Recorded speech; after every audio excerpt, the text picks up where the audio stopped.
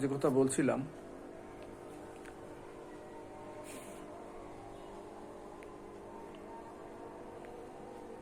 এনসিপিও চায় সংস্কার।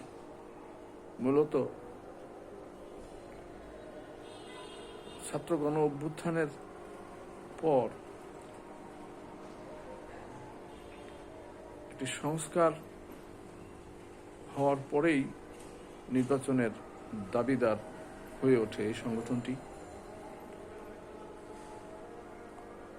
বর্তমানে গণভোট আগে হবে না একই দিনে হবে, এ নিয়ে দুটি প্রধান দল মুখোমুখি অবস্থানে এসেছে। প্রধান উপদেষ্টা অধ্যাপক মোহাম্মদ ইউনূস যে সিদ্ধান্ত করবেন, আশা করি দলগুলো সেটা মেনে নেবে। রাজনীতিতে বিভেদ থাকবে, দলগুলোর মধ্যে পরস্পরের প্রতিযোগিতা থাকবে, আবার জাতীয় গণ অভ্যুত্থানের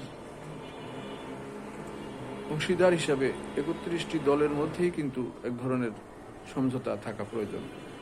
আমি মনে করি সেটা আছে। সাময়িক বিরোধগুলো কাটিয়ে উঠে ফেব্রুয়ারির নির্বাচনে সকল দল অংশগ্রহণ করবে, একটি সরকার গঠন হবে, সেটাই সবার কাম্য। আলাপ আলোচনার মধ্য দিয়ে প্রধান উপদেষ্টা বিষয়টিকে ওভারকাম করবেন বলে আমি মনে করি। খুব বেশি শঙ্কার জায়গা দেখি না, এই কারণে যে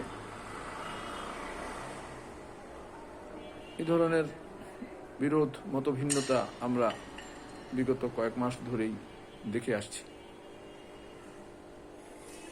প্রধান উপদেষ্টা অভিজ্ঞ লোক, বিভিন্ন বিষয়ে তিনি সমঝোতা সমাধানের চেষ্টা করে সফল হয়েছেন, এর নজির রয়েছে।